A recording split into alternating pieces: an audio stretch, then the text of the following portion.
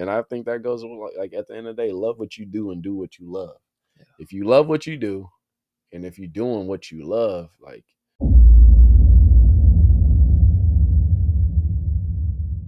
you have like any tips for young entrepreneurs or people who want to start their business, who want to get into doing stuff for themselves and making money for themselves instead of having a boss, going to a 9-to-5 and all that? My biggest tip is to say yes to as many opportunities as you can. Just keep on saying yes. I know you going on Instagram, and I hate this, and you looking at small little text quotes with Leonardo DiCaprio on it, and you're like, oh, he's like, what did he say? Say no to as much as you can, right? But it's a 1, 2, 3 step process. You say yes. Sometimes you might be one yes away from your dreams or your goals. Exactly. You never know. You say yes to as much as you can. That helps you paint your canvas of what you like and what you don't like. After your canvas is painted, you got a pretty strong or semi-strong feeling or direction of where you want to go. Then you start saying no and getting sidetracked by secondary activity. Okay.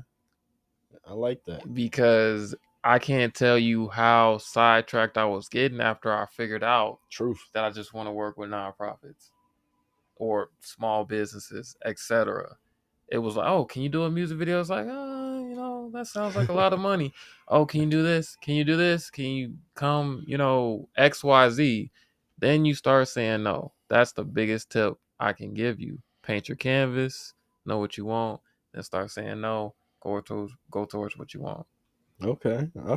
I respect that, and we appreciate that. So now that you gave us tips, I want to know, what is your why? So why do you do what you do, or why do you have a business? Why do you want to only work with nonprofits? Like, what is your why? That thing that wakes you up on a daily basis, that thing that gets you up out of bed and makes you want to, hey, today we're taking care of business. Today, this is why I woke up. This is why I got out of bed. What's your why? It can be long term, short term, but just want to know your why. Well, my why has stayed with me like ever since college. Like, my why has always been to make sure, my mom never has to work another day in her life. Make sure my little brother JJ has a, extraordinary life where he doesn't have to worry about any financial concerns, etc. And also to be that drop in the bucket that makes the world a better place, right? To actually contribute to the bettering of the world versus like, just getting rich. Like, it's deeper than that. It's way deeper than that, because it's your well-being. Like, at the end of the day, you want to make sure you have a clear mind, that you leave a legacy, and that legacy isn't just like who's somebody. What, you trying to think of an example of somebody? You trying to throw rich, somebody like Jeff Bezos. His legacy is like, he started Amazon. He's rich, but like, what has he contributed to society? Really, he just charging me every month for Amazon Prime. This man getting no hours, right? Like, come on. I can respect that. I'm gonna let you live with that. And they be coming down on Michael Jordan too. Oh yeah, they say he don't help people. Right, that's true. That's true. I mean, and that's the thing, man. Like, it's a lot of examples that you can choose from as far as that, and people who are kind of in it for themselves and it's in it for making money.